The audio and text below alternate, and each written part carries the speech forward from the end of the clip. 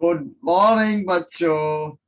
अब आपके लिए बच्चों इस बार 10th क्लास का वीडियो मैथ्स का लेकर के आए हम लोग, क्योंकि आपके टर्म बिल्कुल नजदीक है और सीबीएसई ने भी अपना सैंपल पेपर लॉन्च कर दिया है। उसके सॉल्यूशंस भी आपको मार्केट में दिख रहे होंगे। तो अब हम जो मैंने भी थोड़ा सा लेट कर दिया है, क्योंकि मैं थोड़ा सा व्यस्त था, तो बीच में ही मेरे को अब 11th-12th का कुछ रोकना पड़ा, ताकि आप 10th वाले कुछ टर्म्स को भी हम फोकस कर पाए। तो बच्चों, ये वीडियो आपके लिए बनाया गया है और सैंपल पेपर्स को ही पूरी तरह सॉल्व किया है।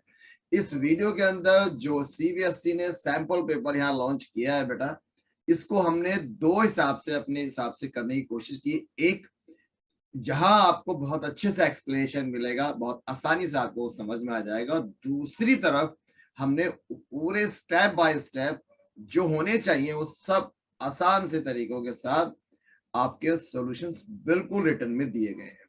तो बहुत जल्दी में नहीं किया गया है, क्योंकि ज्यादातर वीडियो में प्रॉब्लम ये आ रही थी शायद बच्चों की, तो उसको ध्यान में रखते हुए मैंने दोनों चीजों को एक साथ समेटा है बेटा। तो चलिए अब इस वीडियो की शुरुआत करते हैं, और सभी बच्चों को अब टर्म पेपर क्योंकि बहुत नजदीक है, तो उसके लिए बहुत सारी शुभकामनाएं। और दशहरे दिवाली का माहौल जिस तरह से चल रहा है बेटा, तो यहाँ पर मैं एक बात कहना चाहूंगा कि सीबीएसई वालों ने 10वीं वालों को तो भाई एक दिवाली गिफ्ट दिया है। अब पूछोगे कैसे, तो ये जानते हैं। यहाँ से शुरुआत करते हैं फॉर्मेट से, और आपको पता चल जाएगा कि ये गिफ्ट क्या है। तो ये रहा आपका पहला गिफ्ट। ये फॉर्मेट को समझते हैं बेटा, राइट। फॉर्मेट में सबसे पहले लेते हैं हम, let's say sample paper CBSE का मैथ स्टैंडर्ड का है बेटा ये। तो इसके अंदर मैं आपको मेन पॉइंट्स पे लेके चलूंगा। 90 मिनट्स का टाइम है और 40 क्वेश्चंस करने हैं। 90 मिनट्स का मतलब समझ में आता है बेटा, 1.5 घंटे, तकरीबन 2 मिनट के आसपास का एवरेज बनेगा आपका एक क्वेश्चन के लिए। और यहाँ पर मैं इंपॉर्टेंट चीज आपको साथ शेयर करना चाहूंगा बच्चों, वो ये है जो मैं आपसे कह रहा था दिवाली का गिफ्ट, वो ये है कि 20 क्वेश्चंस पहले सेक्शन में आएंगे, लेकिन आपको करने हैं केवल 16 क्वेश्चंस, 4 क्वेश्चन की छूट। अब उसके बाद 20 सेक्शन आएगा, 20 सेक्शन में भी आपको 20 क्वेश्चन में से 4 क्वेश्चन की छूट है। अब इसी तरह से आपका तीसरा सेक्शन आने वाला है, जिसके अंदर 10 क्वेश्चन है और करने पड़ेंगे आपको 8। अब मुझे बताइए बच्चों, 50 क्वेश्चन में से 10 क्वेश्चन की छूट, तो भाई ये दिवाली बम्पर गिफ्ट है बच्चों। बहुत ज्यादा छूट है आपके लिए बेटे, राइट। और आखिरी जो पॉइंट है उसमें भी वो भी सुनते जाए बेटा, कि इसके अंदर आपने कोई गलत क्वेश्चन किया हो, एमसीक्यू बेस्ड है, तो कोई नेगेटिव मार्किंग नहीं है।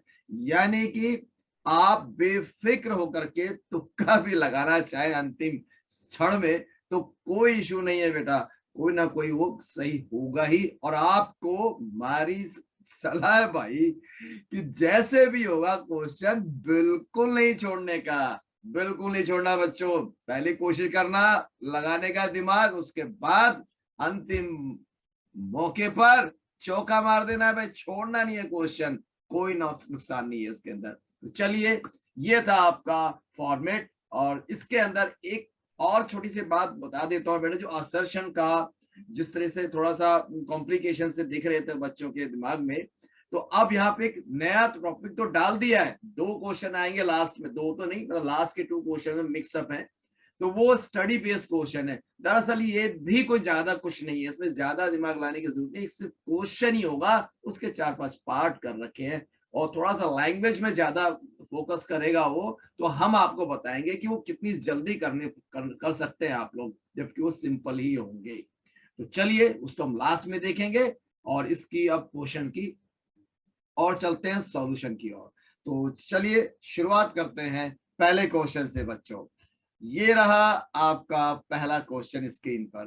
The ratio of LCM and HCF of the least composite and least prime number. तो बच्चों क्या करना है इसके अंदर, भाई एलसीएम निकालना है और एचसीएफ निकालना है। किसका निकालना है, कंपोजिट जो सब लीस्ट मींस सबसे छोटू कंपोजिट, राइट। अरे कंपोजिट नंबर क्या होते हैं बेटा, तो जल्दी से पहले एग्जांपल को ले लेते हैं। ये देखिए कंपोजिट नंबर के एग्जांपल 4, 6, 8, 9। ये क्या है, अरे भाई ये ऐसे नंबर हैं जो किसी अपने अलावा किसी और से भी डिविजिबल हो जाते हैं, तो उनको हम कंपोजिट नंबर कहते हैं बेटे।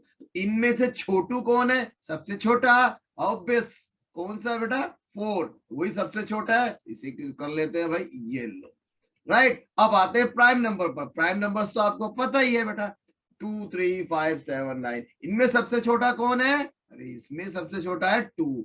बस इस 4 का और इस 2 का एलसीएम निकालो और एचसीएफ निकालो। 4 और 2 का एलसीएम और एचसीएफ निकालना हद हो गई बच्चों। इतना छोटो इतू सा क्वेश्चन, इसका एचसीएफ निकालना कोई मुश्किल है क्या? प्लीज इसे आप आराम से कर सकते हैं, इसमें कोई कष्ट नहीं है। 4 का और 2 का क्या निकालना है हम लोगों को, एलसीएम और एचसीएफ। वो कितना निकलेगा बेटा, एलसीएम निकलेगा 4:2, सॉरी 4, और एचसीएफ निकल गया 2। देखो ये मैंने फैक्टर कर दिए हैं, आप देखा, अगर लगता है तो आप देख भी सकते हैं। जब इनमें से 2 स्क्वायर 4 का फैक्टर हो जाता है और 2 का 2 रहता है, तो स्क्वायर इसमें ज्यादा आ रही है पावर बेटे, वो एलसीएम हो जाता है। तो ये एलसीएम हो गया है, और जो मिनिमम पावर वाला है 1 वाला, वो हमारा एचसीएफ हो गया है। तो ये दोनों निकल गए। इन दोनों का अब करना क्या, लास्ट में रेशो निकालना है। तो दोनों को मैंने रेशो में कर दिया 4:2। उसके बाद इन्हें काट दो भाई, 2 1 जा 2, 2 2 जा 4, आंसर आ गया 2:1। ये हो गया आपका आंसर नंबर बी। लेकिन बेटा एक बात का हमेशा ध्यान रखना, जब क्वेश्चन किस दिए जाते हैं तो इसमें ऑर्डर होता है। गौर से देखें बेटा, एलसीएम पहले बोला गया है, तो यहां पर आपने एलसीएम को पहले लेना है। गलती से एचसीएफ पहले मत लिख देना, वरना आंसर बिल्कुल चौपट हो जाएगा बेटा। इस चीजों का ध्यान रखना, कभी लेंथ ब्रेड जो भी आएगी, जो भी चीज दी जाती है, इस ऑर्डर में ही लेना होता है। तो चलिए पहला क्वेश्चन तो हमारा जल्दी से समाप्त हो गया है, 1 नंबर का क्वेश्चन तैयार। चलिए नेक्स्ट क्वेश्चन को लेते हैं। अब ये कहता है कि k की वैल्यू निकालिए, इसमें आपको 2 लीनियर इक्वेशन दिए हैं। तो बेटा यहां पर मैं आपको कहना चाहता हूं, जब भी 2 लीनियर इक्वेशन दिए होते हैं, जैसे कि मैं एग्जांपल आपको देता हूं, ये लीजिए आपके सामने 2 इक्वेशन दी गई हैं। इस दोनों इक्वेशन के अंदर कहीं भी आपका k या p m a y कुछ भी डाल दिया जाएगा, उसी की वैल्यू निकालनी होगी। और इसके लिए आपको एक शर्त जरूर देगा। 3 सिचुएशन बनती है बेटा, या तो बोलेगा ये दोनों जो समीकरण दिए हैं, इक्वेशन दी गई है, ये दोनों क्या है, इंटरसेक्टिंग है, या फिर यूनिक सॉल्यूशन है। तो क्या करना होगा, तो भाई a1/a2, b1/b2, c1/c2, यही फॉर्मूला चलेगा। बस इसमें बीच में कहीं पर नॉट का साइन आ जाएगा बेटा, तो उसको ध्यान से रट लेना है। इंटरसेक्टिंग बोले या यूनिक सॉल्यूशन बोले, तो आपको नॉट इक्वल टू का साइन दिया है ना यहाँ पर, यहाँ पे नॉट लगा देना है। मगर अगर आपको कहता है नहीं पैरेलल लाइंस है और या फिर नो सॉल्यूशन, दोनों का एक ही मतलब होता है, पैरेलल लाइन या नो सॉल्यूशन, उनका क्या मतलब होता है, अब आपके ए और बी वाला तो बराबर रहेगा, सी वाला नॉट इक्वल टू हो जाएगा, यानी कि ये वाला नॉट इक्वल टू का साइन आ जाएगा, राइट। और अंत में तीसरा जो है वो है कोइंसिडेंट लाइंस। इसके लिए इनफाइनाइट सॉल्यूशन भी बोल सकता है, इन दोनों में से एक बोल सकता है। तो आपको क्या करना पड़ेगा बेटे, तीनों ही इक्वल लेने पड़ेंगे। जैसे कि मैंने यहाँ पे लिखा है, तब नॉट इक्वल टू का साइन नहीं आएगा। तो बस इतना ही करना है, फॉर्मूला यही चलेगा, a1/a2, b1/b2, c1/c2। बस बीच में कहां पर इक्वल लगाना है, नहीं लगाना है, ये मैंने स्क्रीन पे दे दिए बेटे। ये 6 तरीके के सवाल बनते हैं, कुछ भी आ सकता है, लेकिन आने की पूरी गारंटी है, जरूर आएगा बेटा। चलिए अब हम क्या करेंगे, a1/a2 का मतलब इन दोनों का रेशो में ले लेंगे। तो इसी तरह से इसके रेशो में, इसके रेशो में ले लेते हैं। जल्दी से लेते हैं भाई। चलो अब चाहो तो 15/5 भी कर सकते हो। अब इनमें से अब कोई सा भी दो, अब यानी कि इन दोनों को सॉल्व कर लो, जहां पर k है उसको सॉल्व कर लेते हैं बेटा। अब यहां पर ले लिया हमने इन दोनों को इससे क्रॉस मल्टीप्लिकेशन करेंगे, तो k 1 जा k, 3 3 जा 9, के आंसर आ गया 9। ये रहा हमारा 9 आंसर। पहला नंबर 2 क्वेश्चन भी फिनिश्ड, राइट। तो मैंने आपको बताया बेटे कि एक क्वेश्चन के अंदर 6 क्वेश्चन दरअसल छुपे हुए हैं, वो आपको बोल सकता है। इसका नो सॉल्यूशन हो तो कौन सा लगेगा? यस, पैरेलल लाइंस वाला, राइट। और उसमें साइन क्या हो जाएगा? नॉट इक्वल का आ जाएगा, के की जगह यहाँ पर कहीं ना कहीं नॉट इक्वल आ जाएगा, अगर दूसरी कंडीशन होती है तो। बस इतना ध्यान देना है बेटे। चलिए अब चलते हैं दूसरे क्वेश्चन की ओर। ये क्वेश्चन है आपके सामने। एक लड़की है, वो एक वॉकिंग पे चलती है और वॉकिंग पे जाने के बाद उसकी डायरेक्शन होती है ईस्ट की तरफ। तो ईस्ट की तरफ चलती है 200 मीटर, उसके बाद वो टर्न करती है नॉर्थ की तरफ, यानी ऊपर की तरफ बच्चों, और वो डिस्टेंस होता है उसका 150 मीटर। अब आपसे पूछा गया है तो जहां से वो चली थी आखिरी पॉइंट सी है उसका, तो बताइए ये वाली दूरी कितनी है, ये बताना है। देखो बेटा, ये डायरेक्शन जब आपको बोला जाता है ईस्ट वेस्ट तो हमेशा परपेंडिकुलर होता है अगर वो टर्न करता है तो। इसलिए यहां पर एक ट्राइंगल बन गया है, राइट एंगल ट्राइंगल। अब आप जानते हैं बेटा, राइट एंगल ट्राइंगल हो और जिसकी दो साइड दी हो तो क्या करते हैं बेटा? पाइथागोरस लगाते हैं। बिल्कुल, पाइथागोरस थ्योरम यहाँ पे लगाई जाएगी। AC square equal to AB square plus BC square, hypotenuse square is equal to the sum of the square of perpendicular and base. यही होता है ना बेटा। चलिए अब इनकी वैल्यू पुट कर देते हैं, बहुत आसान है बेटा। यहाँ पे AB की जगह 200 लिख दिया, BC की जगह 150 लिख दिया, और दोनों का स्क्वायर करना है भाई। 2 का स्क्वायर तो 4 हो जाएगा, और 2 जीरो का स्क्वायर 4 जीरो लगा देना। सिंपल है, जीरो का कैलकुलेशन करना है बेटा। इसी वजह से 15 का यानी 15 का स्क्वायर करेंगे तो 225, 1 जीरो है तो डबल करने का है भाई, हो गया। अब इन दोनों को जोड़ेंगे तो जोड़ने पर मिलेगा आपको 625 और डबल जीरो। अब इसका स्क्वायर रूट निकालना है तो क्या करेंगे बेटे, इस 2 जीरो को हाफ कर देंगे 1, और 625 का रूट होता है आपको पता ही है बच्चों 25। तो हमारा 250 इज आंसर। ये भी आ गया बेटा। हाँ, इसमें भी बहुत सारी वैरायटी बनती है कि भाई ईस्ट में गया, वेस्ट में गया, नॉर्थ में गया की बजाय एक एरोप्लेन आ जाएगा, गाड़ी आ जाएगी।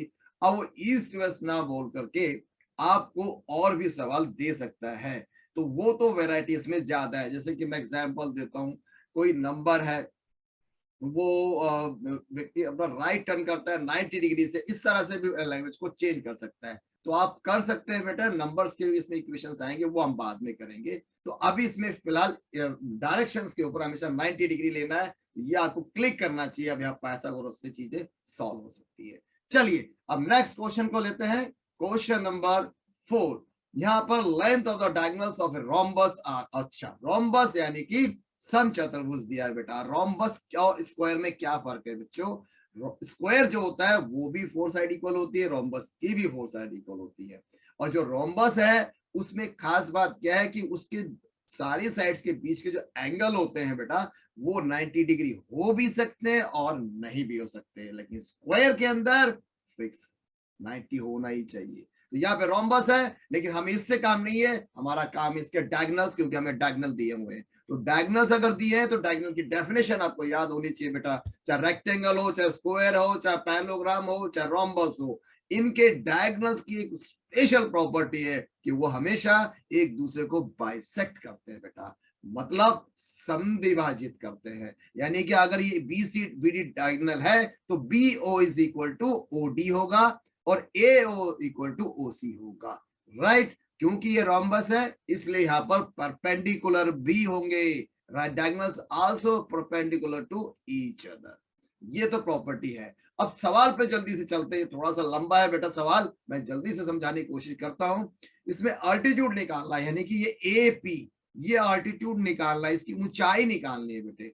अब ये निकालना है तो इसके लिए फार्मूला यूज करेंगे, क्योंकि जो हमें फार्मूले दिए गए हैं, सॉरी जो हमें सिचुएशन दी गई है, डायगोनल्स दिए गए, तो हम डायगोनल्स का ही एक फॉर्मूला लगाएंगे। तो हम जानते हैं बेटा कि एक रोम्बस का जो एरिया निकालना होता है तो कैसे निकालते हैं, एक हमारे पास फॉर्मूला है, डायगोनल वाला यूज करेंगे, यानी कि area of rhombus ABCD half into D1 into D2। और दूसरी जगह अगर हमें एल्टीट्यूड, उसका एल्टीट्यूड निकालना है तो बेटे इससे भी हम फॉर्मूला निकाल सकते हैं, ये ट्राइंगल बन जाएगा। तो ट्राइंगल का फॉर्मूला क्या होता है बेटे, half into base into height, यही होता है ना, क्योंकि ये ट्रायंगल दोनों सिमिलर है तो इसलिए डबल हो जाएगा, तो इसलिए डबल कर देंगे। डबल करते हैं तो बेटा ये इससे कैंसिल हो जाता है, तो हमारे पास बचता क्या है भाई, यहाँ पे एच बचेगा एंड बी सी, बाकी सेम।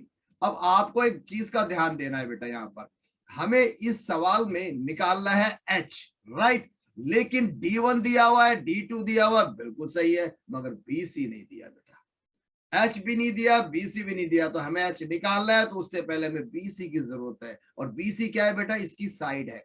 और साइड को आप कैसे निकाल सकते हैं बेटे, गौर से देखो, ये BOC एक ट्राइंगल बना है जिसमें ये 90 डिग्री बन रहा है। अब भी मैंने पिछला सवाल कराया था, 90 डिग्री ट्राइंगल बनता है तो किसका यूज करेंगे, पाइथागोरस थ्योरम का। तो पाइथागोरस का यूज करते हैं, BC square equal to AO square और OB स्क्वायर, ये हो गया बेटा। अब आप कहेंगे कि BO क्या है, देखो बेटा डायगोनल्स को अब भी मैंने बताया था, दोनों डायगोनल्स दिए हैं। मान लेते ये वाला कंप्लीट आपको दिया हुआ है 32, लेकिन इसका हाफ कितना हो जाएगा 16। क्यों बच्चों 16 इसलिए हो जाएगा क्योंकि डायगोनल्स बाइसेक्ट ईच अदर, एक दूसरे को बाइसेक्ट करते हैं, इसलिए 16 हो जाएगा। इसी तरह से ये 24 दिया हुआ है तो ये आपका 12 हो जाएगा बच्चों, राइट। अब दोनों D1 D2 को यहाँ पे आप दोनों के हाफ हाफ करके यहाँ यूज कर लेंगे, तो A और O भी हमें पता चल गया बेटे, ये दोनों का स्क्वायर कर देंगे, एक्चुअली ये स्क्वायर है, राइट। अब 12 का स्क्वायर कितना होता है बच्चों 144, 16 का स्क्वायर कितना होगा 256, दोनों को ऐड करते हैं तो आंसर आता है 400। तो 400 आपका आंसर आ गया, उसका स्क्वायर रूट निकालें और वो हो जाएगा 2 और 0, राइट। तो 20 फाइनली हमारा BC की साइड निकल गई है बेटा। अब BC की साइड निकल गई तो आपका सवाल खत्म। देखो बेटा BC आपको मिल गया, D1 D2 आपको दिया हुआ, H निकालना है, सिंपली अलजेब्रा लगाना है बेटा, उसको सॉल्व करते हैं जल्दी से और आपका जवाब मिल जाएगा हमें। तो देखिए हमारा सवाल यहाँ पे तैयार है बच्चों। H की जगह मैं अब निकालना चाहता हूं तो मैं क्या करूंगा, अब यहाँ पे काट देता हूँ बेटा, ये 2 से तो 2 कट ही गया है बेटा, मैं बता ही दिया था। अब मैं हाफ है और हाफ से मैं यहाँ पर इसको काट देता हूँ बच्चों, राइट। D1 की जगह मैं 24 लिख रहा हूँ, D2 की जगह 32 लिखता हूँ, BC की जगह 20 लिखता हूँ, राइट। अब इसको मैं 20 को नीचे ले जाता हूँ बेटा, और उसके बाद इनका कैंसिलेशन सिंप्लीफिकेशन करते हैं तो आपका आंसर कुछ ऐसा आ जाएगा। नीचे 10 है बेटे, 6 से 32 को मल्टीप्लाई करेंगे तो 192 आंसर आएगा, राइट। और 190 को 10 से मैंने काटा नहीं है क्योंकि 10 से सिंपली डेसिमल प्लेस कर देना होता है, राइट। तो अब 192 यहाँ पर आंसर आ गया, 10 की वजह से वहां पर एक पॉइंट डेसिमल हो जाएगा। ये समझ में आ रहा होगा बेटा, मेरा कहने का मतलब फिर समझाता हूँ, जब इन दोनों को मल्टीप्लाई करेंगे आप इन दोनों को तो 192 आएगा, नीचे 10, जब नीचे 10 होता है तो फिर डिवाइड मत करो, एक डिजिट छोड़ करके इसमें डेसिमल लगा दो, वही मैंने यहाँ पे किया है। तो आपका आंसर 19.2 निकल गया है बेटा, तो हमारा आंसर नंबर डी यहाँ पर है। चलिए बेटा अब नेक्स्ट क्वेश्चन पे चलते हैं। नेक्स्ट क्वेश्चन में है, दो कॉइन्स एक साथ उछाली जाती हैं तो मोस्ट वन हेड यानी कि अधिकतम अधिक से अधिक एक हेड आने की क्या प्रायिकता है, क्या प्रोबेबिलिटी है।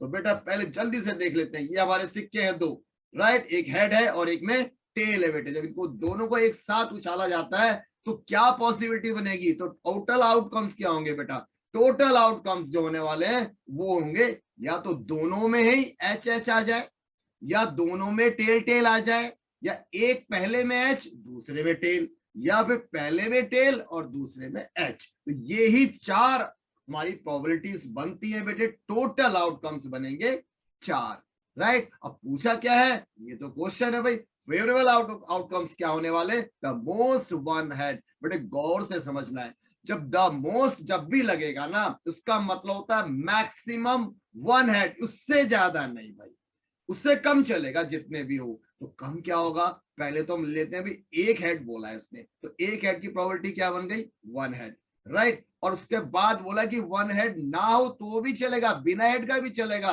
मगर दो हेड नहीं होने चाहिए, 3 4 5 ऐसा नहीं चलेगा। मैंने वन हेड मोस्ट लगा दूंगा तो फुल स्टॉप, उससे पहले के सारे लेने हैं, राइट। तो ये हमारी प्रोबेबिलिटी बन गई, एक हेड वाला और बिना हेड वाला। तो अब बताओ मेरे बच्चों, यहाँ पर बिना हेड वाला और कौन सा है भाई, बिना हेड वाला तो ये डबल टी हो गया, एक हेड वाला कौन सा है, देखो इसमें ये रहा, ये है और एक हेड इसमें भी है, लेकिन ये वाला नहीं होगा। क्यों?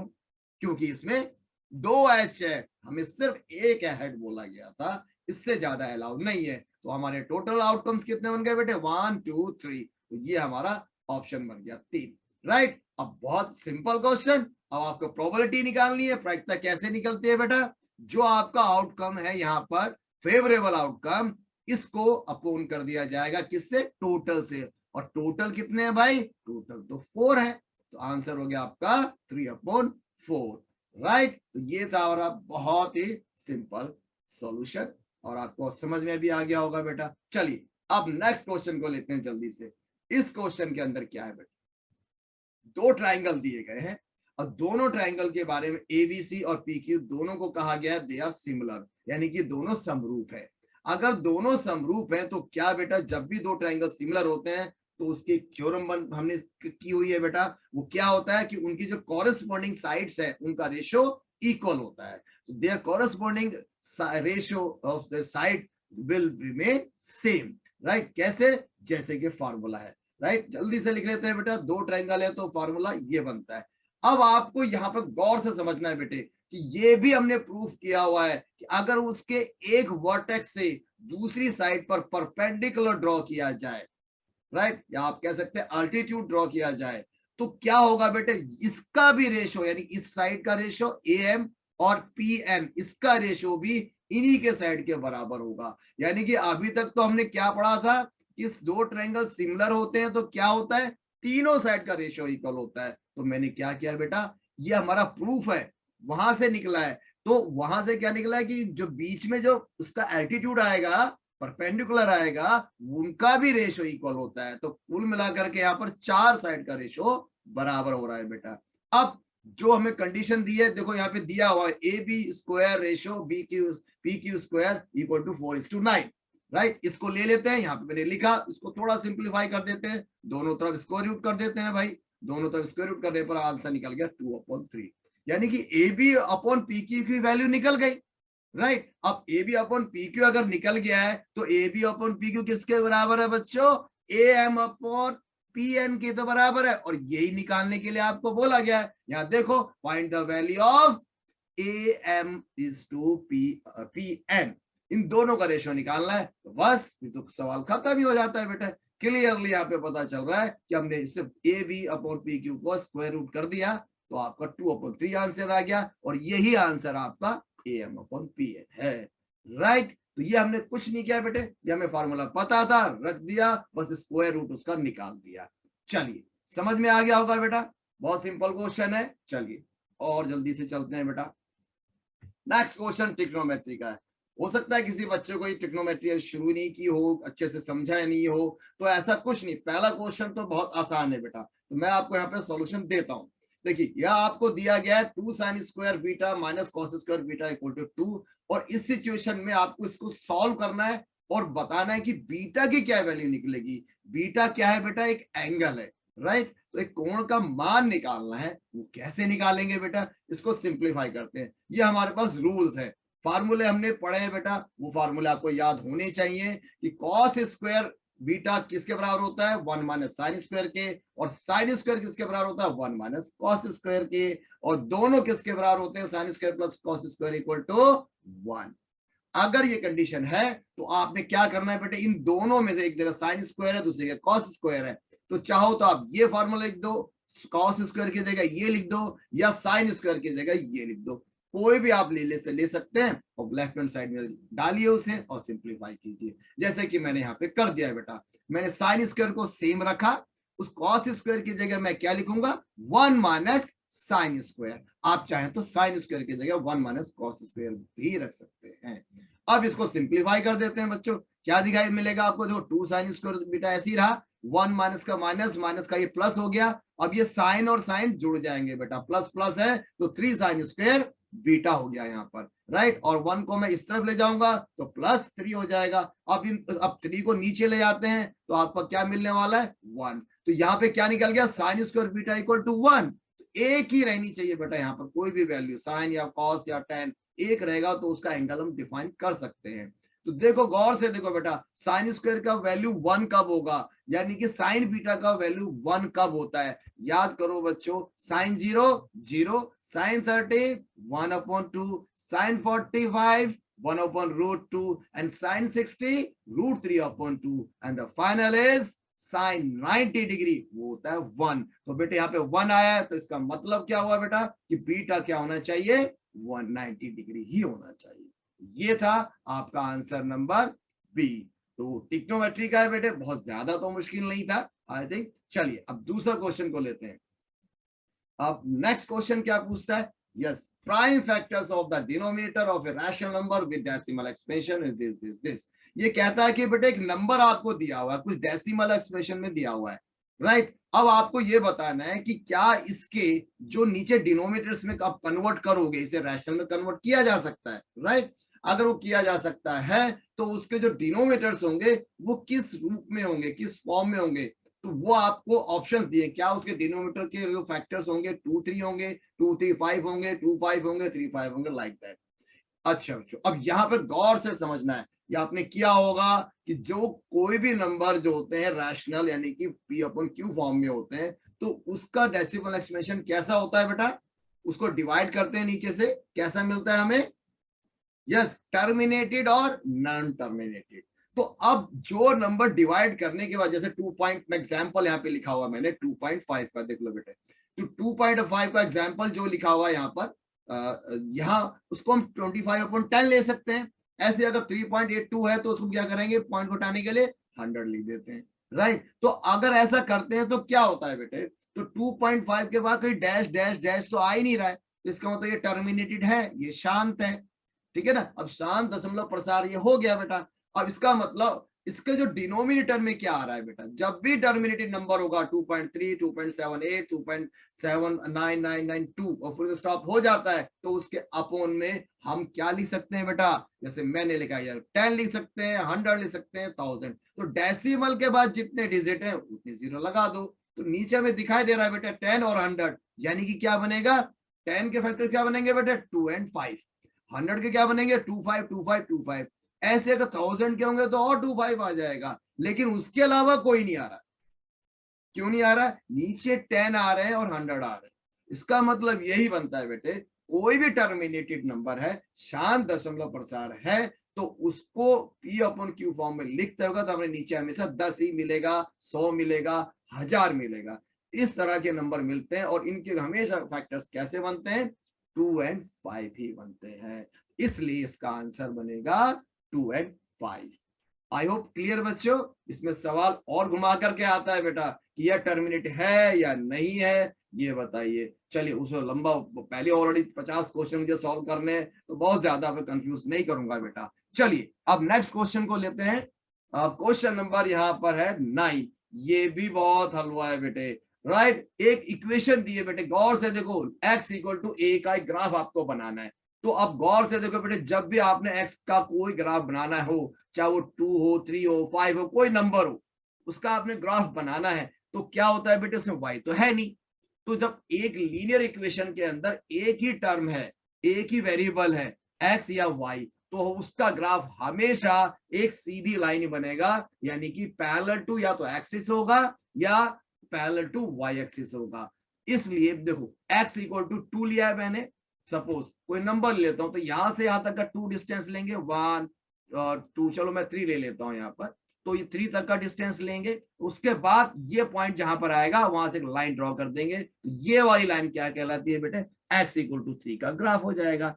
x = a है, कोई भी नंबर हो सकता है, तो आपने एक ही चीज माइंड में रखनी है कि x पहला x = a दिया है हमें, उसमें y नहीं है, तो उसका ग्राफ कैसा बनेगा, एक सीधी लाइन बनेगा जो y एक्सिस के पैरेलल होगी।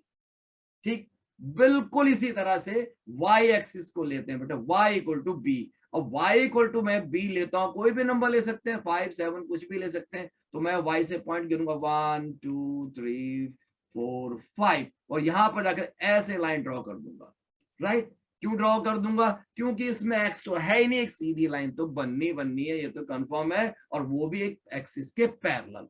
अब ये इसके पैरेलल आ जाएगा, तो अल्टीमेटली क्या हो रहा है बेटे, एक लाइन बनेगी किसके, एक्सिस के पैरेलल। एक बनेगी वाई एक्सिस के पैरेलल, तो दोनों जो आगे जाकर मीट करेंगी तो क्रॉस तो करेंगी, और क्रॉस करने को, काटने को क्या बोलते हैं बेटे?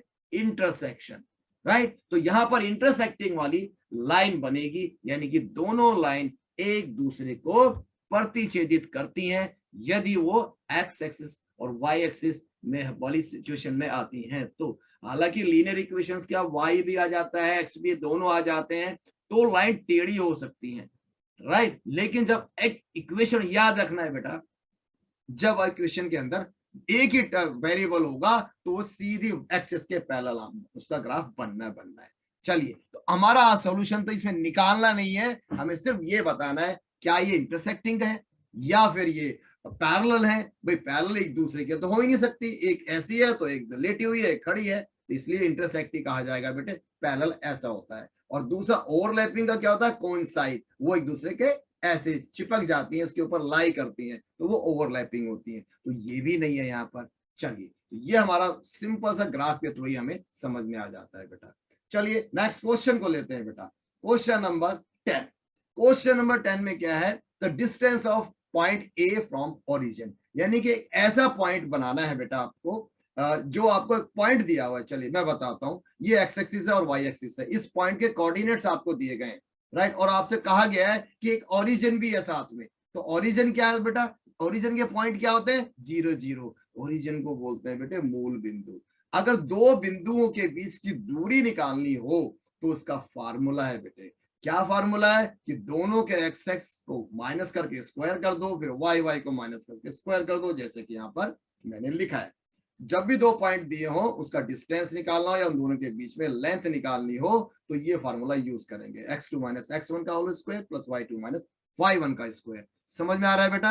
अब इसमें करना कुछ नहीं है बेटा, बस सिर्फ सिंपली x2 यानी कि ये इन दोनों को माइनस करके यहाँ मैंने नीचे लिख दिया है बेटा, फिर मैंने y वालों को माइनस कर दिया, ये दो यहाँ पे लिख दिया है। अब दोनों को घटाएंगे, 0 तो कोई वैल्यू होती नहीं, हटाओ यहाँ से।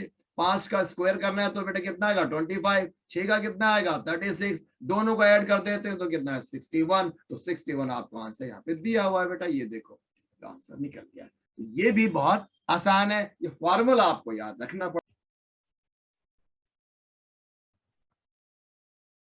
बिल्कुल लिख सकते हैं बेटे, कोई भी नंबर है आप वन तो नीचे होगा, राइट। तो अब tan a क्या होता है? यहां आपको बेटे फार्मूला याद होने चाहिए बेटा, कि tan a जो होता है वो क्या होता है? परपेंडिकुलर अपॉन बेस होता है, और ये हमारा क्या है बेटे? हाइपोटेनस। तो tan थीटा क्या हो जाएगा? परपेंडिकुलर बेस, यानी कि √3/1। तो ये चीज तो हमें पता चल गई। तो क्या हम दो साइड, अगर ट्राइंगल की, राइट एंगल ट्राइंगल की दो साइड दी हो, इसे निकाल सकते हैं? ये तीसरा सवाल होने जा रहा है बेटा पाइथागोरस पे, कितना इंपॉर्टेंट है ना। चलो फटाफट से निकाल लेना, h की वैल्यू कैसे निकलेगा? ab square plus bc square. तो ab कितना है बेटा? ये 3, राइट। और bc कितना है? यहाँ पर 1, तो 1 का ये स्क्वायर है बेटा, ये राइट। दोनों का स्क्वायर कर दिया, √3 का कैंसिल, 3 आ जाएगा, 3 + 1 4 हो जाएगा, 4 का स्क्वायर करेंगे तो 2 आंसर। तो ये आ गया हमारा हाइपोटेनस 2। क्लियर? अब सवाल है कि भाई क्या निकालने का है? cos a निकालो, cos c निकालो, sin a निकालो, sin c निकालो। यस, यहां कंफ्यूजन होता है बेटे कि एंगल भी हमें कभी a दे रहा है, कभी c दे रहा है, तो इसे बड़े ध्यान से लेना है। तो पहले मैं लेता हूं बेटा, देखो cos क्वेश्चन को ले लिया मैंने, यहाँ पर cos a मेरे को निकालना है, क्वेश्चन में cos a भी निकालना है यानी कि ये, और cos c निकालना है तो ये। क्या चक्कर है भाई, इसको आपको पता होना चाहिए, नहीं तो मैं जल्दी से बता देता हूं बेटा। देखो cos a का फार्मूला क्या होता है? पहले तो cos एंगल ले लो, सिर्फ a ना b, राइट। cos थीटा अगर है तो बेस अपॉन हाइपोटेनस होता है, राइट। अब बेस अपॉन हाइपोटेनस, तो अब यहां पर a बोला है तो बेटा a के जो सामने होगा, राइट, वो ही परपेंडिकुलर होगा। जिस एंगल पे आप बात करोगे, जिस एंगल को आप दिया जाएगा, उसके ठीक सामने वाली जो साइड होती है वो उसका परपेंडिकुलर कहलाती है। इसका मतलब इधर वाली साइड क्या कहलाएगी? बेस, क्योंकि 90 डिग्री बन रहे हैं ना बेटा, एक परपेंडिकुलर और एक बेस होगा, या हाइपोटेनस होगा। तो एंगल के सामने वाला परपेंडिकुलर होगा, ये आपको याद रखना है। तो लंब कौन हुआ? जिस एंगल को दिया गया है उसके सामने वाला, राइट। तो cos a मुझे निकालना है, तो बेस अपॉन हाइपोटेनस तो फॉर्मूला बनता ही है। तो बेस कौन सा होगा? ये वाला, ए बी बेस होगा, ए बी अपॉन ए सी लिखा, और ये √3 दिया हुआ है, और आपको यहाँ पर ए कितना है हाइपोटेनस 2, तो वो मैंने यहाँ पे लिख दिया बेटे। इसी तरह से अब मुझे cos c निकालना है, राइट, ध्यान से बेटा इसमें सवाल जरूर आएगा। cos c निकालना है, यानी कि अब ये निकालना है। अब मेरा परपेंडिकुलर यानी कि लंब बदल जाएगा, इसके सामने वाला ये लंब कहलाएगा। बस ये ध्यान देना, एंगल बदला तो भाई परपेंडिकुलर भी बदलेगा। बिल्कुल ध्यान देखना बेटा, यहाँ कभी ए आ रहा है तो कभी एंगल सी आ रहा है, तो ये बिल्कुल कंफ्यूजियाना वाला काम चलेगा भाई, ध्यान रखना है बच्चा लोग, बिल्कुल अटेंटिव। तो यहाँ पर सारे ए एंगल होते हैं तो कोई प्रॉब्लम नहीं था। जैसे ही ए बी सी अब मिक्सअप हो रहे हैं तो समझ जाना भाई इसमें परपेंडिकुलर बार बार बदलने वाले हैं। तो जल्दी से अब इन ए की वैल्यू मैंने कॉस ए की निकाल दी। अब आ जाओ साइन पे, तो साइन क्या होता है बेटा, परपेंडिकुलर अपॉन हाइपोटेनस होता है, आपने किया हुआ है बेटा।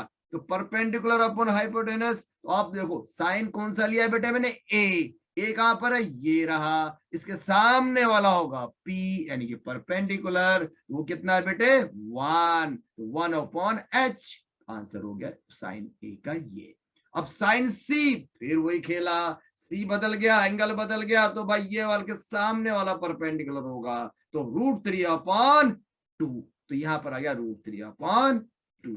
तो बेस और परपेंडिकुलर को बेटे अच्छे से पहचानना है, बहुत जरूरी, राइट। चलिए अब इस तरह से इन चारों की वैल्यू मैं यहाँ पे पुट कर दूंगा, आगे तो सिंप्लीफिकेशन बिल्कुल आसान है। cos a की वैल्यू क्या हो गई बेटा, √3 अपॉन 2, ये लिख दिया मैंने। cos c की वैल्यू ये रही हाफ, ये लिख दिया मैंने, इन दोनों के बीच में इनटू लिख दिया। अब यहाँ पे क्या बोला गया, साइन ए ये रहा हाफ, और साइन सी निकाला है √3 अपॉन 2, इन दोनों को जब मल्टीप्लाई करेंगे तो √3 अपॉन 4 आएगा बेटा, इधर भी √3 अपॉन 4 आएगा, और दोनों क्या हो गए, सेम हो गए हैं, और माइनस है तो माइनस, ये कैंसिल, तो बचा क्या, 0, 0 आंसर आपका बन गया बेटा। ये रहा आपका बी ऑप्शन। क्लियर बच्चों, चलिए नेक्स्ट क्वेश्चन को लेते हैं। क्वेश्चन नंबर 14 पेश किया जाए।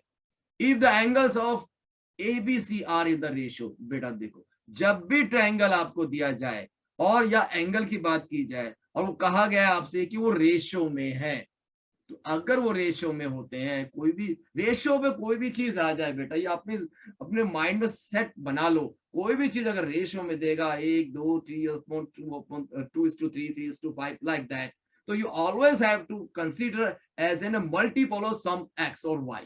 तो अगर आपके रेशियो है तो उसमें x लगा देना है बेटा, या कोई भी एक नंबर ABCD सपोज करके लगा देना है। तो जैसे यार रेशियो दिया था 1:2 1:1:2, ये रेशियो दिया है ना बेटा, तो ये तीनों एंगल हैं, राइट, ये एंगल है, ये तीनों को क्या बोला गया, इसने यहाँ पे 1 बोला है, इसको 1 बोला है, इसको यहाँ पे 2 बोला है, इनके साथ बेटा आप x या a ऐसा लगाते रहना, राइट। ये हमेशा यूज करना है, इसी क्वेश्चन के लिए नहीं, मैं आपको बहुत इंपॉर्टेंट बात बता रहा हूँ बेटा। तो ये मैंने यहाँ पे कर दिया।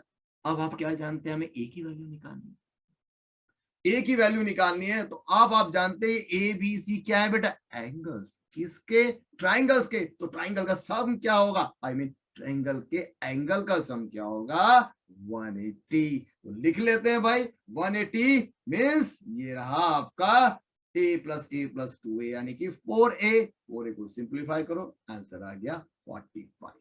a निकल गया तो तीनों के एंगल पता चल जाएंगे बेटा, एक मतलब ये वाला 45, ये वाला 45, सॉरी ये वाला 45, ये तो हमारा 90 डिग्री दिख ही रहा है। क्यों दिख रहा है भाई, अब हो गए वो 45 है तो 90 तो होगा ना, इसलिए एक 90 का निकल आया है। चलो बच्चों, तीनों एंगल हमें पता चल गए। अब इनको पुट करना है आपने इस वाली वैल्यू सेक में बदलना है। तो अब आपको तीनों साइड यहाँ पे दी हुई है, तो आपको सेक और कोसेक का फॉर्मूला पता होना चाहिए बेटा। तो याद रखो, इसके फार्मूले हैं, याद है तो बहुत अच्छा है बेटे, मैं जल्दी से बता देता हूं। जब भी सेक को याद करना हो तो सेक क्या होता है बेटे, सेक और कोसेक और कॉट, ये तीनों के तीनों उल्टी खोपड़ी के हैं बच्चा, ये उल्टे होते हैं, किसके भाई, वो जो साइन और कॉस और टेन थे ना, इन तीनों के उल्टे होते हैं। अब याद कैसे करें, देखो बेटा S फॉर सेक से S बनता है ना, तो उल्टा हो जाएगा, यानी कि C वाला आएगा, इसलिए 1/cos, तो ये cos का उल्टा हो जाएगा। और जो cos sec आया यानी कि C आया, तो वो S का उल्टा हो जाएगा, यानी कि साइन का। तो मैं बताने की कोशिश कर रहा हूं, C हो तो S लिखना है और S होगा तो C लिखना है। तो बाकी रह गया 10, तो बचेगा कॉट, तो वही दोनों आपस में होंगे, उन्हें तो याद करने की जरूरत ही नहीं है। क्लियर बच्चों? तो sec क्या होगा? कॉस का उल्टा, और कॉसेक भाई साहब साइन के उल्टे, ये याद रखना है। राइट, चलिए अब हम क्या करेंगे बेटा, sec की हमें वैल्यू निकालनी है, sec a निकालना है, तो sec a तो ये रहा, राइट, ए तो ये रहा ना। अब इसके अपोजिट कौन सा है भाई, ये परपेंडिकुलर होगा, ये याद रखना बेटा। ए निकाले, सब में देखो ए दिया हुआ है, अब बी भी दिया हुआ है, राइट, वो बिल्कुल ध्यान देना है बेटे। तो पहले ए पे चलते हैं, परपेंडिकुलर ये हो गया। मैंने क्या बोला बेटा, sec किसका उल्टा होता है? कॉस का उल्टा। तो कॉस क्या होता है बेटे? बेस अपॉन हाइपोटेनस होता है ना। चलिए, तो बेस अपॉन हाइपोटेनस आपने करना है, राइट। तो बेस अपॉन या तो वो कर लीजिए, सीधा हुआ तो फॉर्मूला लगा सकते हैं कि बेस अपॉन हाइपोटेनस क्या होगा बेटे, बेस, और ये उसका उल्टा कर देंगे। सेक किसका उल्टा होता है? कॉस का, और कॉस भाई साहब क्या होते हैं? Base upon hypotenuse. उल्टा कर दो, क्या हो जाएगा? Hypotenuse upon base. सेक की वैल्यू आ गई, तो सेक की वैल्यू यहां पुट कर देना। इसी तरह से कॉसेक को निकालना है, तो कॉस वाले भाई साहब किसके उल्टे होते हैं? साइन के उल्टे होते हैं, है ना। और साइन क्या होता है भाई? Perpendicular upon hypotenuse. तो परपेंडिकुलर कौन है भाई यहाँ पर? ये, लेकिन यहाँ पर सेक कॉसेक बी आ गया। अब आपका परपेंडिकुलर बदल जाएगा, ये सामने वाला परपेंडिकुलर होगा, इसका आपको ध्यान देना है। तो सिंपली आप ऐसे भी कर सकते हो, या आपके पास एक और भी तरीका है भाई। चलो मैं पहले इसको बस सिंप्लीफाई करके बता देता हूँ। लुट, देखो बेटा सामने कोसेक ए है, ये आपके पास दिया सेक ए अपॉन कोसेक बी, तो इसको मैंने यहाँ पे लिख लिया। दूसरा आपको टेन ए और कॉट बी यहाँ पे दिया, इसे भी मैंने लिख लिया है। अब देखो मैं क्या करता हूँ कि जो कोसेक है, राइट, इस कोसेक की वैल्यू को बदल देता हूँ, ठीक है। अब कोसेक की वैल्यू या तो आप यहां से निकालो, क्या हो जाएगा? मैंने आपको बताया था ना, कॉस सेक क्या होगा? सेक क्या होता है? कॉस का उल्टा। तो कॉस की वैल्यू क्या, कॉस क्या है बेटा? कॉस ए क्या है? ये कॉस क्या हो जाएगा? बेस क्या बनेगा? एक, 1/√2। अब 1/√2 उल्टा कर दो तो √2 अपॉन 1, तो मैंने यहाँ पे लिख दिया √2। 1 को तो लिखते नहीं है बेटा, बिल्कुल ऐसे ही। कॉसेक बी की बारी अब, तो कॉसेक बी भाई साहब किसके उल्टे होते हैं भाई? साइन के। तो साइन बी निकालना पड़ता है, तो साइन बी ये रहा एक, यानी कि 1, ये रहा परपेंडिकुलर और ये रहा हाइपोटेनस। तो 1/√2 क्या हो गया? Sine B. और इसको उल्टा करना है तो क्या हो जाएगा? √2 अपॉन 1, तो √2 आ गया, इसकी वैल्यू भी ये आ गई। समझ में आ रहा है बेटा? अब tan a की वैल्यू निकालनी है। tan a क्या होता है? Perpendicular upon base. tan a बोला है तो a के सामने क्या है? 1, ये परपेंडिकुलर है बेटे, तो 1/1, तो ये तो 1 ही रह गया। अब कॉट क्या होता है? 10 का उल्टा होता है, तो 1 का उल्टा 1 ही होने वाला है, तो उसको निकालने की जरूरत ही नहीं है, तो मैंने 1 का 1 लिख दिया है। तो अब देखो बेटा, ये इससे कैंसिल, तो 1 आएगा, 1 को 1 कैंसिल, 1 आएगा, दोनों करेंगे तो 0 आंसर आएगा। और भी शॉर्टकट मेथड है बेटे, पर आपको एक्सप्लेनेशन तो आना ही चाहिए बेटे। शॉर्टकट तब करेंगे जब आपको थोड़ी सी एडवांस प्रैक्टिस हो जाएगी। तो चलिए अब नेक्स्ट क्वेश्चन को लेते हैं, question number 15। The number of revolutions made by a circular wheel of radius this in rolling a distance of 176 metre. इसमें यह कहा गया है बेटे, एक रोलर है या एक कोई व्हील है, ठीक है, वो सर्कुलर होगा, तो वो जब व्हील एक राउंड लगाएगा ना, जैसे कि एक व्हील होता है, जैसे कि एग्जांपल मैं आपको देता हूँ यहाँ पे फिगर्स के हिसाब से समझाने की कोशिश करता हूँ। ये एक व्हील है बेटे, राइट, और जब ये यहां से इसको तोड़ देते हैं तो एक पूरा एक क्या बनेगा बेटा? पूरी रस्सी बन जाएगी, वो उसकी लेंथ होगी। उसको आप कहीं से भी यहां से आप तोड़ दोगे तो यहां से यहां तक की जो रस्सी बनेगी वो इसको पूरे तोड़ने पर निकल करके आएगी, तो वो उसका क्या कहलाता है बेटे? पैरीमीटर, यानी कि सरकमफ्रेंस। यानी कि उस व्हील को तोड़ दिया जाए तो उसकी लेंथ कितनी निकलेगी? तो उसको बिछा दिया जाए तो इतना डिस्टेंस कवर करेगा। कब बेटे? जब 1 राउंड करेगा, तो 1 राउंड में इसका डिस्टेंस क्या होने वाला है बेटा? 2 पाई आर। याद आया कुछ? एक राउंड में डिस्टेंस कितना कवर होता है बेटे?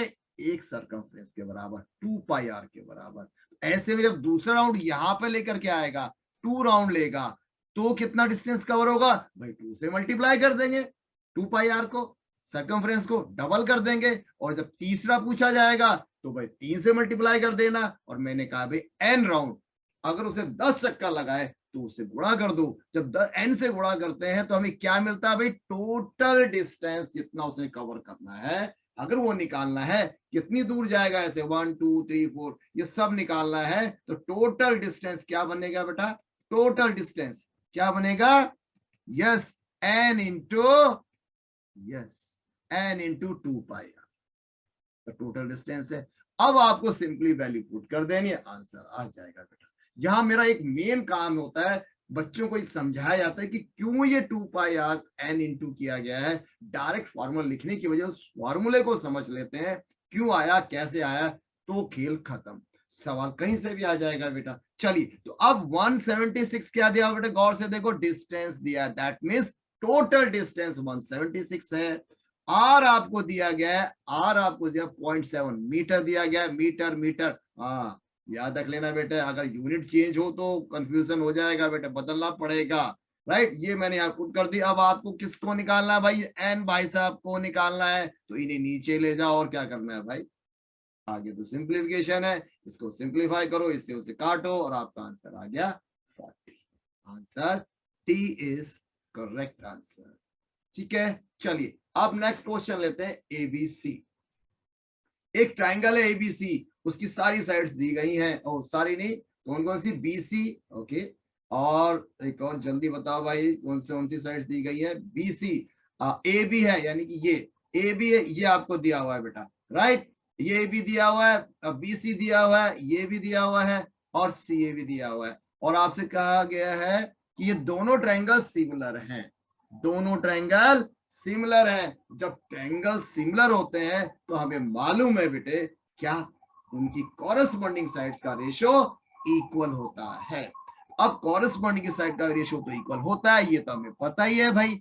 ये एक और चीज मैंने अभी पिछले क्वेश्चन में बताया था बेटे कि इनके बीच ये किसके इक्वल होता है, इसका परपेंडिकुलर होता है, यानी कि ऐसे अल्टीट्यूड आता है तो भी उसके भी इक्वल हो जाएगा। अगर मैं इसको नाम am दे देता हूं तो am, इसको n दे दूं तो dn के रेशियो के बराबर होता है, ये भी होता है। अब एक और आने वाला है। अब मैंने 3 तो हमें पता था, चौथा भी मैंने आपको बता दिया पिछले सवाल में, राइट, am और यहाँ पर dn के भी बराबर होता है। अब यहाँ पे 5वां आने वाला है, इनके जो पेरीमीटर्स होते हैं दोनों ट्रायंगल्स के, उनका अगर रेशियो निकाला जाए वो भी उनके साइड के रेशियो के बराबर ही निकलेगा।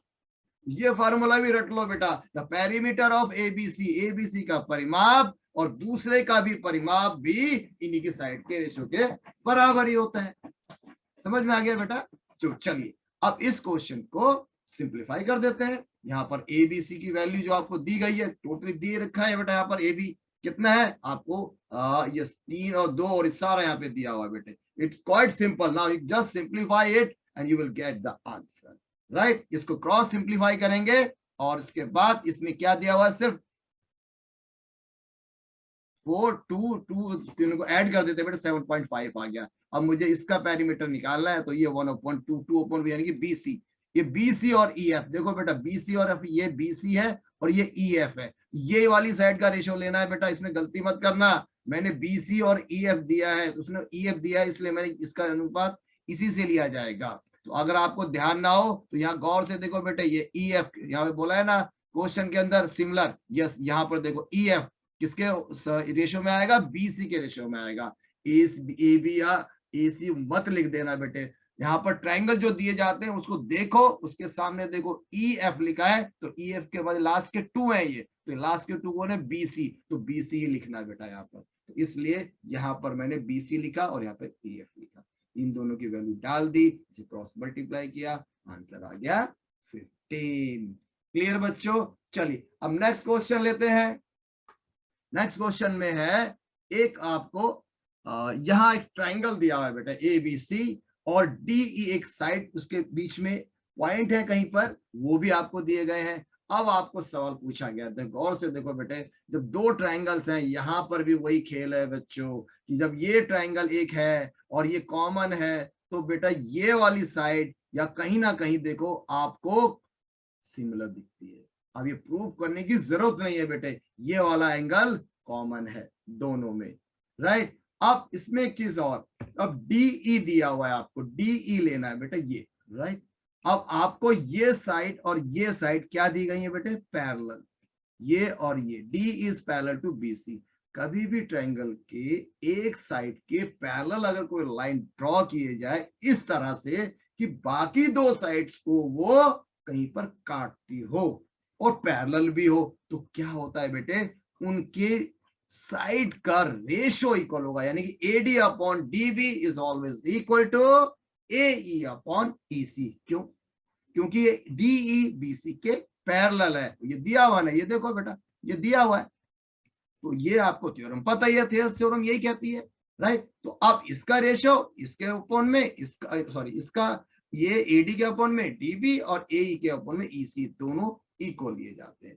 अब लेकिन ये तो हमें थेल्स पर में बता देती है बेटा, लेकिन अब आपको निकालना है डीई। तो अब डीई अगर आपको निकालना है तो बेटा गौर से देखो, ये बीसी आपको दिया हुआ है, तो आप रेशो किसका लेंगे, डीई अपॉन बीसी लेंगे।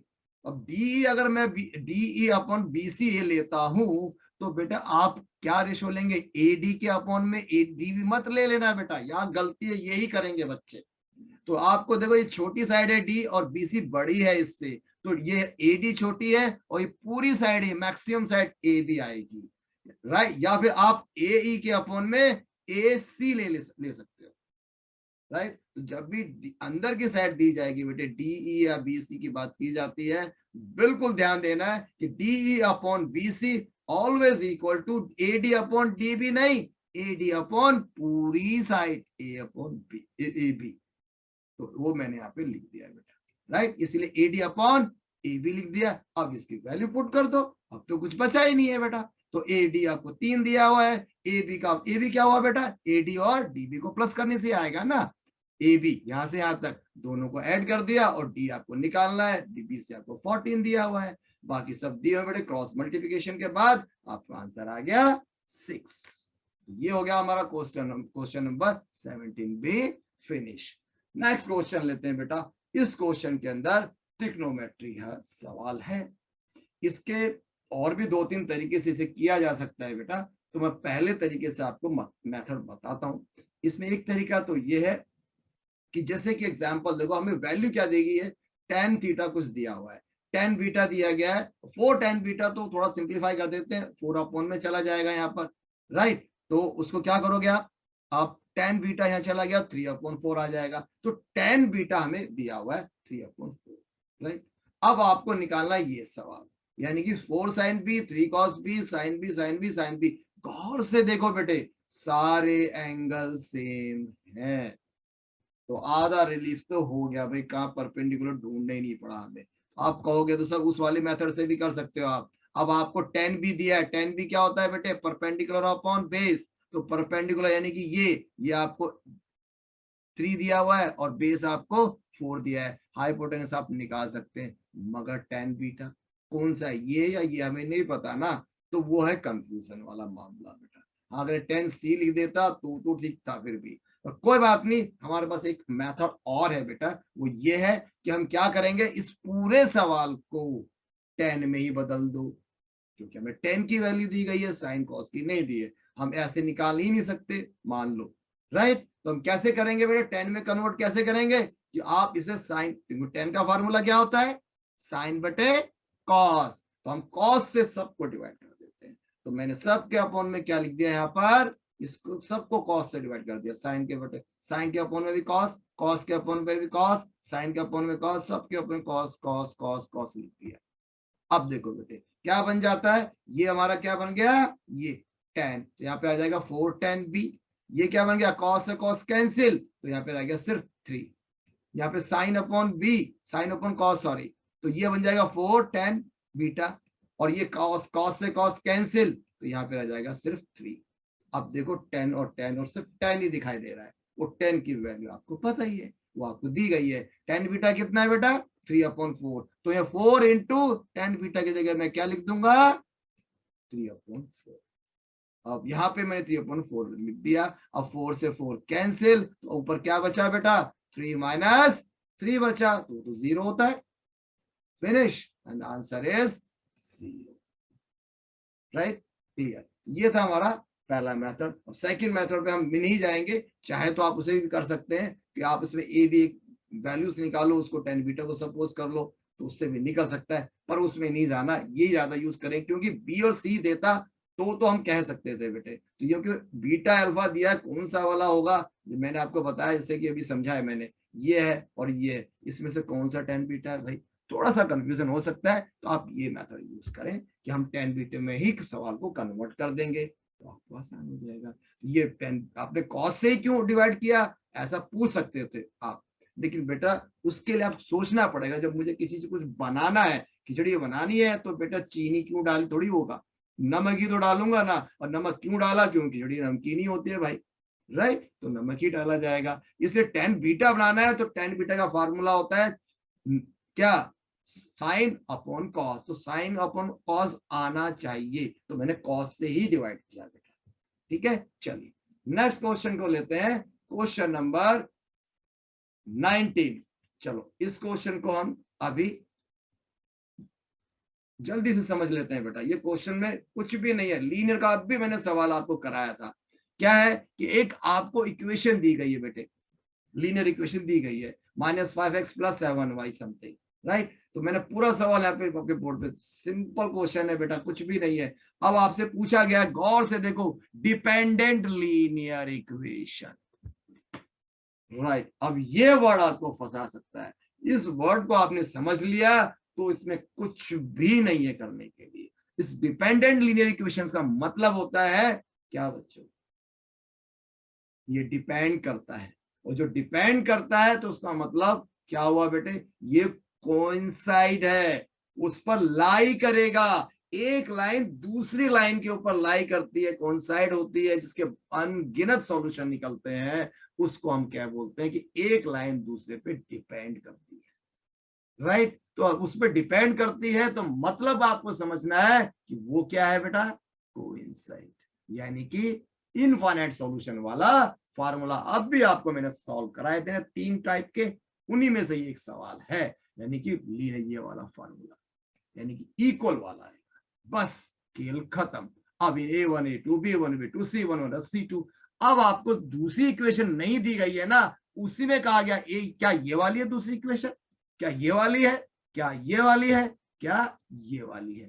तो भाई एक तरीका तो ये है कि आप बार बार, एक ये वाले तो फिक्स हो गई पहली वाली, तो आप क्या करो, A1 ये हो जाएगा, अगली बार A2 ये हो जाएगा, तो ये आप पुट करके सारी केस 1 केस 2 चारों से निकालो, आपका आंसर एक निकल आएगा। तो टाइम तो थोड़ा सा लेंथी है, तो गौर से देखना है बेटा कि सभी के अंदर मैंने आपको लिख तो दिया है, सब में 5/7 5/10 7/14, यहाँ भी 5/10 है, यहाँ भी 5/10 है, और यहाँ पे 7/14 था, यहाँ पे भी 7/14, यहाँ पे 2/4, यहाँ पे 2/4, सब जगह जितने भी हैं कोफिशिएंट्स सेम है बेटा। इसका क्या मतलब बनता है, अब सिर्फ एक का ही खेल बनता है, वो है माइनस और प्लस।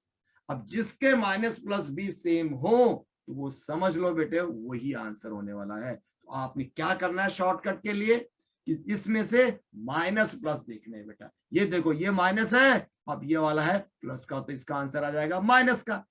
तो अब अगला भी जो जोड़ा निकलेगा वो भी माइनस प्लस का ही निकलना चाहिए। अब देखते हैं भाई, ये है प्लस और ये है प्लस, ये प्लस प्लस तो प्लस होता है, ये तो प्लस माइनस के इक्वल आया ही नहीं। देखो आप देखो बेटा, यहाँ से -5 और यहाँ पे आप प्लस का, तो माइनस वाला प्लस के तो इक्वल हो गई नहीं। हालांकि कटने के बाद 1/2 आ रहा है, समझ में आ रहा है बेटा, तो काट देंगे तो 1/2, 7 को भी 14 काट दे 1/2, लेकिन यहाँ माइनस आ रहा है, यहाँ प्लस आ रहा है, तो इक्वल तो हो ही नहीं सकते। तो हमें तो अब माइनस प्लस ही देखना है बेटे। शुरू में समझाने के लिए मेरे को टाइम लग रहा है, आपको नहीं लगेगा। जब सारे कोएफिशिएंट कटने पे 1/2 1/2 1/2 ही आ रहे हैं, तो अब कैसे पता चलेगा, सिर्फ माइनस प्लस से। अब देखते हैं, पहला रिजेक्ट, दूसरे को लेते हैं बेटा, दूसरे को यहीं से लेंगे, -5 और ये माइनस, तो माइनस अपॉन माइनस क्या हो गया बेटे, माइनस अपॉन माइनस प्लस का आंसर हो गया, दूसरा भी प्लस का आना चाहिए। चलो चेक करते हैं, 7 है प्लस का, और यहाँ पर 14 सॉरी, ये है माइनस का, नहीं बना भाई, राइट, तो ये भी रिजेक्ट। चलो अब चलते तीसरे सी पर, तो ये -5 है और ये भी माइनस है, कट गया तो प्लस का आंसर आएगा। चलो अब 7 प्लस का है और 14 प्लस का, ये भी प्लस का है, ये भी प्लस का आएगा। भाई दो तो मिल गए, तीसरे पे चलते हैं। तीसरा है 2 और यहाँ पर है +4। ये गड़बड़ करोगे बेटा पक्का। क्यों? क्योंकि यहाँ इक्वल टू 2 है और यहाँ पे इक्वल टू 0 है। अरे भाई 2 को यहाँ लाओ या इसको उधर ले जाओ। अब 2 को यहां लाओगे तो -2 हो जाएगा ना। अब इसका साइन बन गया माइनस का, ये ध्यान देना है बेटा। अब यहां पर है प्लस का, तो माइनस और प्लस कहां से प्लस होते हैं भाई, ये भी रिजेक्ट। अब लास्ट क्या बचा उसके बारे में क्या बोलना, वही आंसर होगा ना, आप चेक कर लेना बेटा। चलिए क्वेश्चन ये भी डन। अब चलते हैं 20वें क्वेश्चन की ओर।